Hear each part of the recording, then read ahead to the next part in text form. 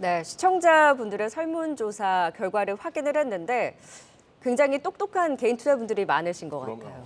확실히 경기 둔화에 대한 우려가 있기 때문에 연말장 현금 비중을 확대하는 전략으로 주력하되 그 안에서 단기적으로는 핫한 네옴시티 테마 그리고 중장기적으로는 역시 대세인 2차 전지주들을 담아가겠다라는 전략으로 딱 정리를 해주셨는데 과연 두 분께서 연말 관심주 이런 개인 투자분들의 관심과 그 걸음을 같이 했을지 또 바로 확인해 보도록 하겠습니다.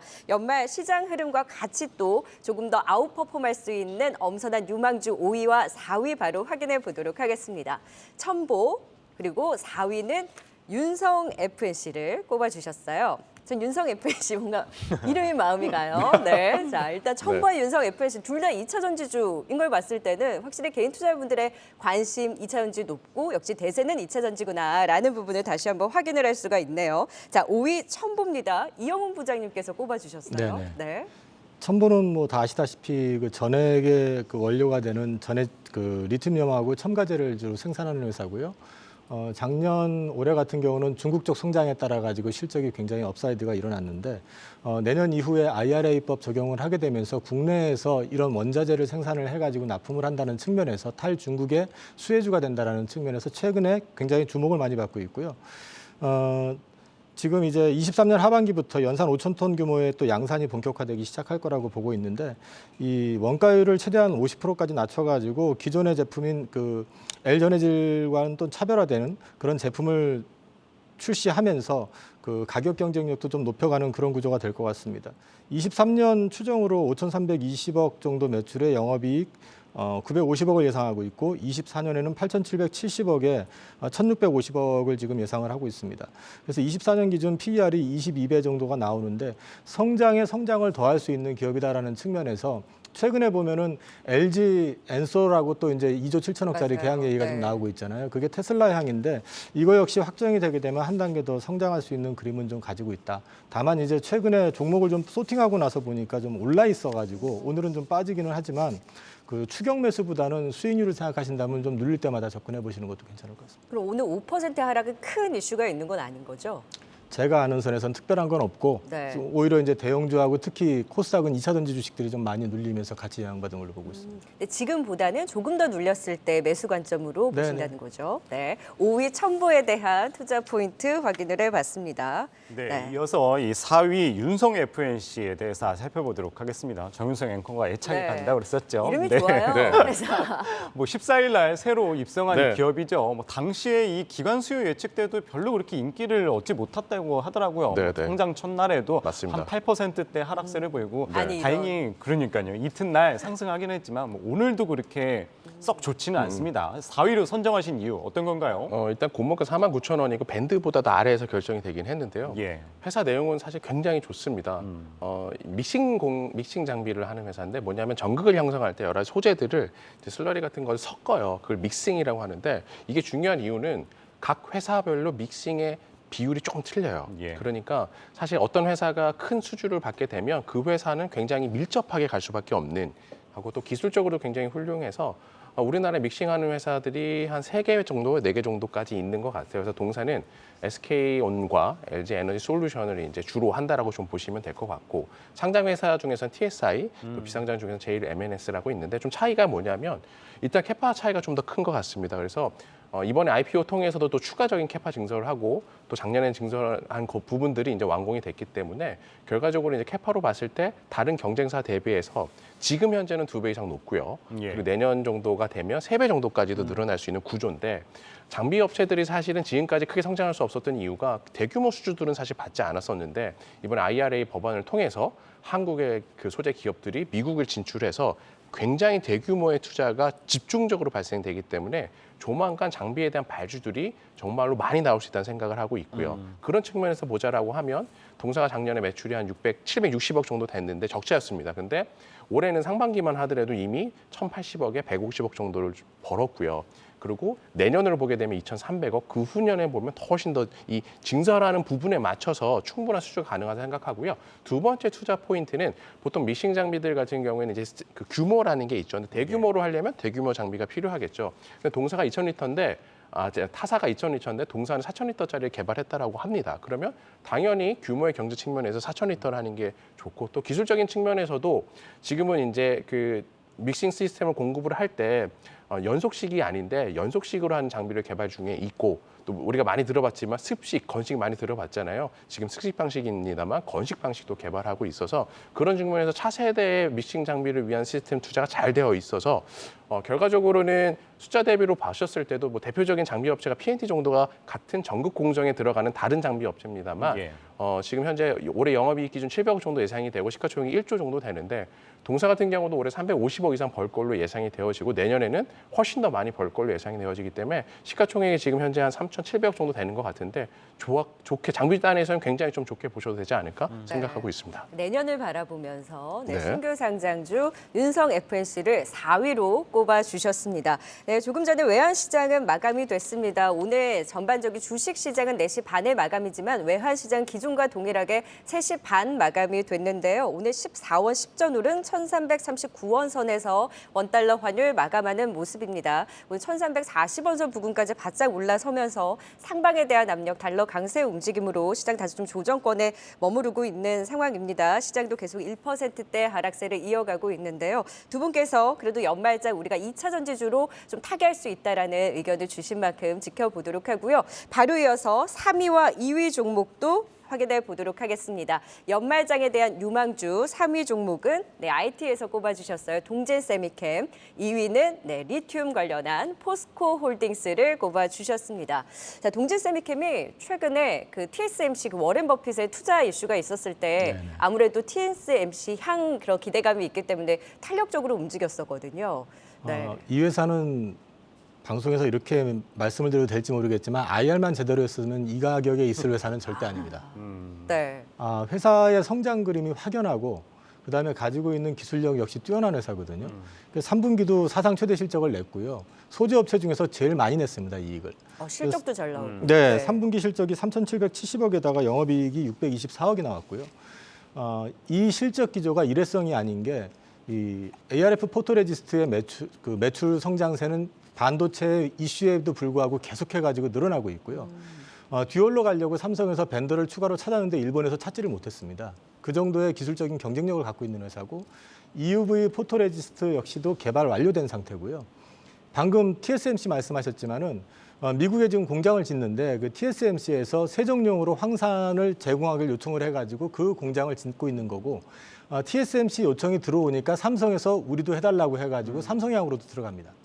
거기에 대한 이제 매출이 추가로 붙는 게 있고 2차 전지 쪽에서도 지금 음극재하고 그다음에 그 첨가제 쪽에서 CNT 도전제를 개발해가지고 노스볼트 쪽으로 내년부터는 본격적으로 들어갑니다. 올해는 지금 시제품성으로 들어갔었지만은 내년부터 들어가고 삼성 SDI 향으로 해가지고 실리콘 음극재 역시 개발 중에 있고 또 추가적으로 음극재 관련해가지고 매출이 일어날 걸로 보고 있기 때문에 성장의 그림까지 다 갖춰진 회사입니다.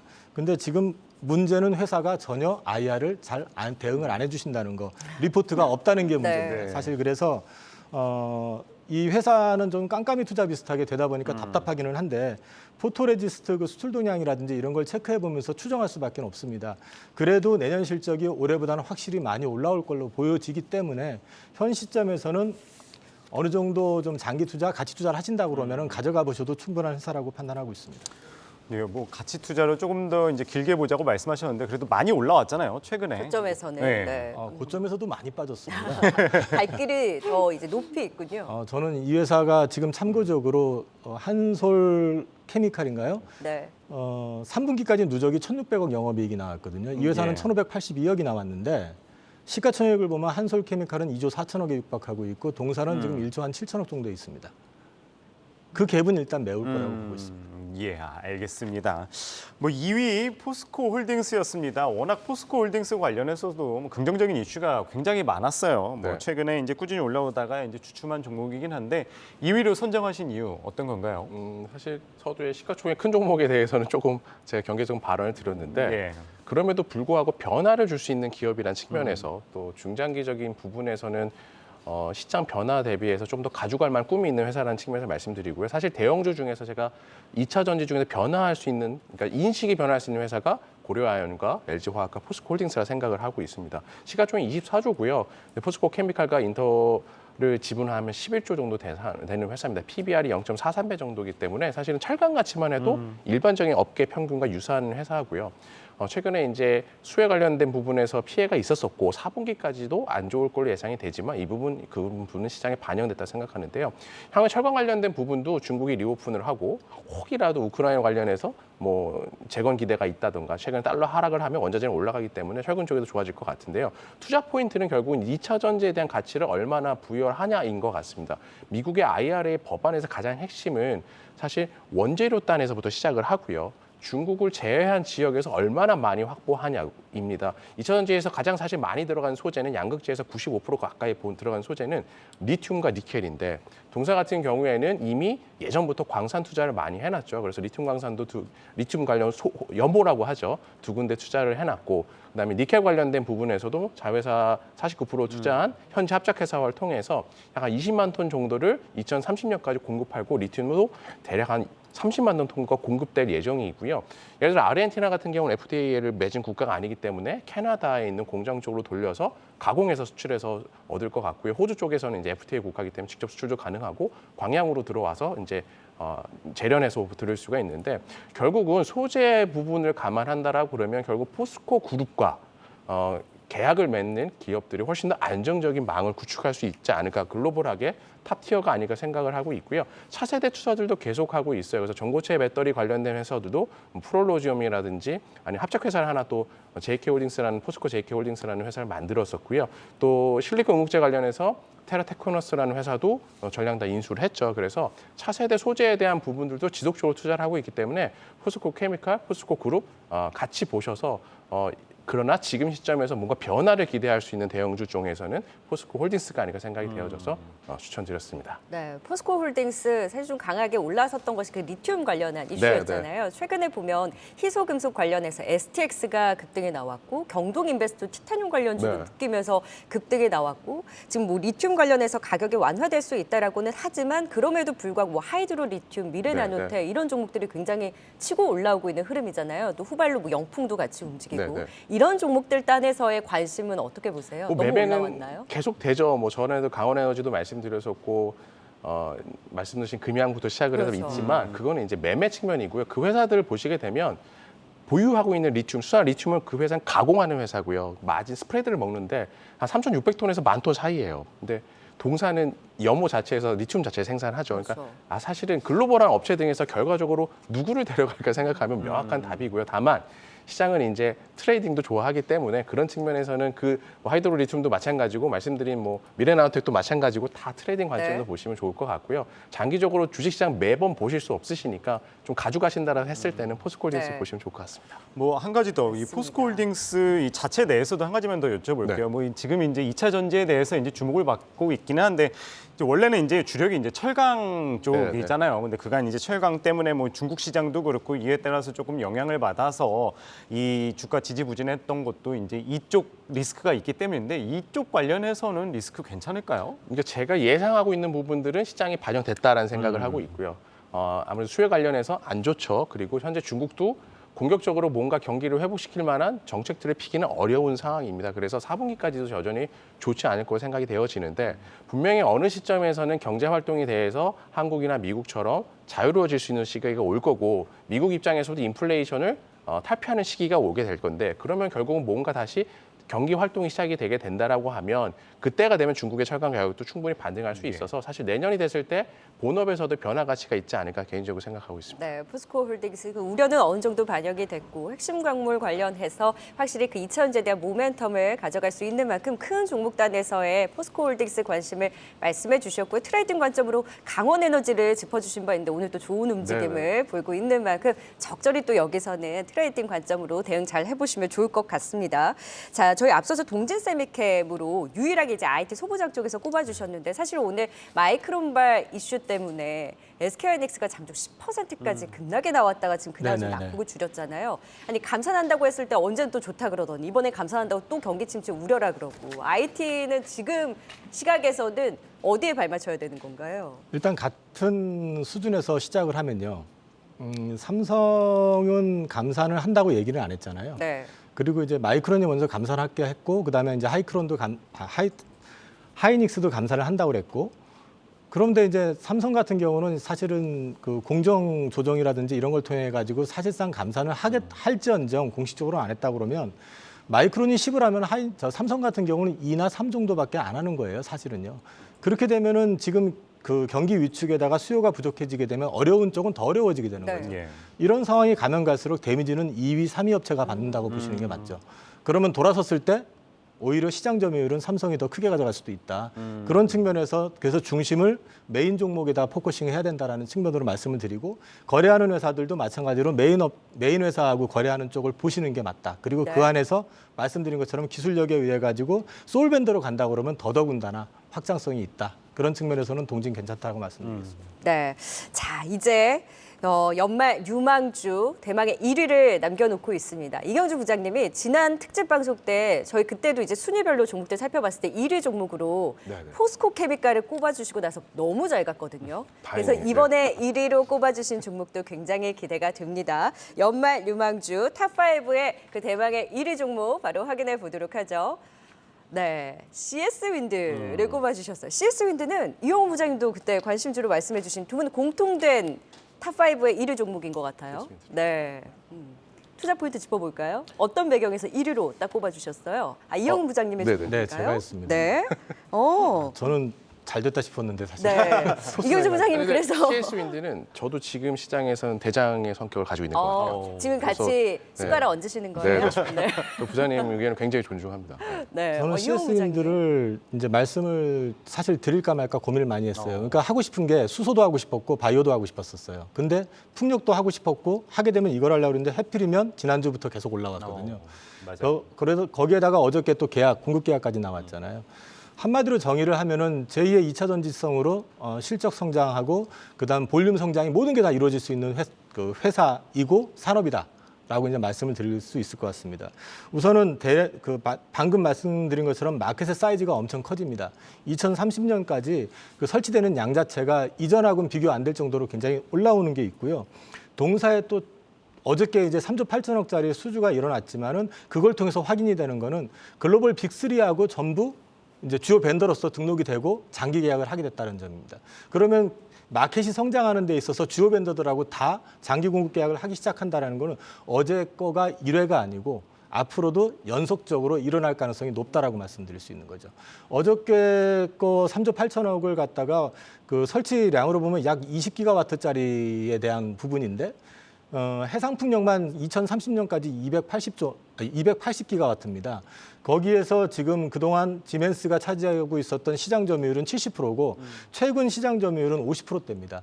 근데 지멘스만 친한 게 아니라 GE하고 베스타스는 더 절친이거든요, 사실은. 예. 그래서 이쪽은 시장은 확실히 열린 건 맞다. 근데 문제는 그 설치가 본격화되는 건 23년 후반기부터입니다. 그래서 본격적인 성장은 24년부터 한다고 보시면 되고요.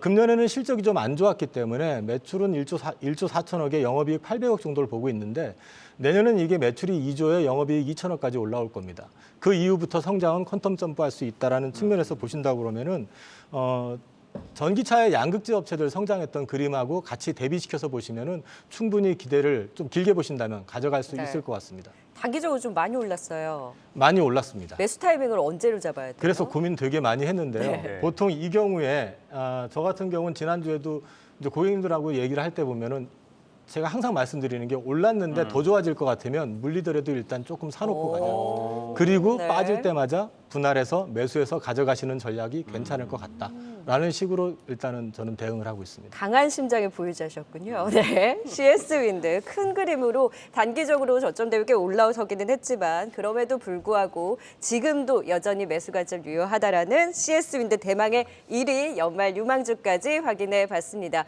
이경준 부장님께는 그러면 이제 연말 포트폴리오 전략을 어떻게 세워보면 좋을지 사실 시청자분들께서는 그래도 좀 현금을 확보하겠다라는 그렇죠. 네. 의견들을 많이 주셨잖아요. 그 의견에 좀 동의를 하세요? 그러니까 결국은 본인이 감내할 수 있는 정도의 현금은 필요한 것 같아요. 그러니까 주식이 사실 지금은 없으면 안 되는 시기고요. 앵커님 계속 말씀하셨지만 하방에 대해서 명확한 리스크도 보이지 않습니다. 네. 다만 지수가 많이 올랐고 추가 모멘텀을 갖기에는 어렵기 때문에 종목별 움직임이 가지 않겠냐라는 측면이기 때문에 본인이 충분히 감당할 수 있는 규모라면 충분히 주식들 많이 가지셔도 충분히 좋으실 것 같고요. 레버리지 쓰시는 분들은 지금 시기에 쓰시는 건 조금 애매할 수가 있고 또 종목으로 가게 되면 하루 단위로 바뀌는 경우가 많아요. 그래서 먼저 아까 말씀드린 것 중국이 완벽하게 리오픈 정책을 피든가 하는 혹은 명확하게 주도주다라는 것들이 나오면 좋은데 아까 잠깐 말씀드린 부장님 말씀하셨죠. 저도 CS윈드가 포스코 케미칼을 봤을 때와 비슷한 그림인 것 같아요. 포스코 케미칼도 미국의 세계 업체로부터 다 러브콜을 받고 있는 상황이고 CS윈드도 같은 그림이기 때문에 이런 주도주가 나왔다라고 하면 조금 더 사보실 필요는 있지 않을까. 그래서 그런 측면에서 명확한 주도주가 보이거나 그럴 경우에는 좀 더 사보시면 좋을 것 같고요. 감내할 수 있는 현금 정도 유지하시면 좋을 것 같습니다. 네, 알겠습니다. 이용훈 부장께서는 연말 포트폴리오 전략 말씀해 주신다면요. 저는 9월 말부터 주식을 늘리라고 말씀을 드렸었고 아까 말씀드린 것처럼 FOMC 전후부터는 지수가 좀 늘릴 가능성이 있다라고 말씀을 드렸기 때문에 저는 12월 중순 전후부터는 현금 비중을 계속해서 좀 늘려가는 전략으로 가져갈 생각이고요. 소형주장이 된다고 했을 때는 거기에 올인을 하기보다는 일부 금액을 가지고 거기에 대응을 해가지고 아쉽지 않을 정도만 따라가는 그 정도를 유지하는 게 좋지 않을까 싶습니다. 네, 현금 비중을 좀 꾸준히 늘리자 이렇게 말씀 주셨습니다. 오늘은 이영훈 하이투자증권 강북 WM센터 부장 또 이경준 유한타증권 압구정본부 부장 두 분과 함께했습니다. 오늘 말씀 고맙습니다. 네, 감사합니다. 고맙습니다.